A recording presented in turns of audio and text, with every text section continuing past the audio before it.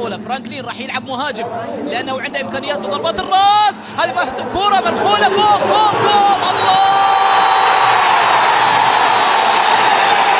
جول مالك، سجل مالك، واخيرا سجل مالك معاذ، واخيرا يظهر معاذ في الاحذاء ويسجل هدفه النصراوي الاول بقميص النصر.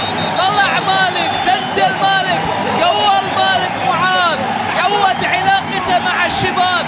هدف ثاني في توقيت مهم للعالمي، هدف مناسب في وقت مناسب، ومن لاعب كان يبي يسجل للاعب كان مناسب. مالك معاذ، هذه قصة البداية، انطلاقة حلوة مر فيها عدنان فلاتة، لكن لف اللي جاي من الخلف مالك معاذ بدون رقابة بدون مزاحمة للاعبين، هي كان فيها لمسة يد ومع ذلك مرت وسجل مالك معاذ الهدف الثاني للنصر.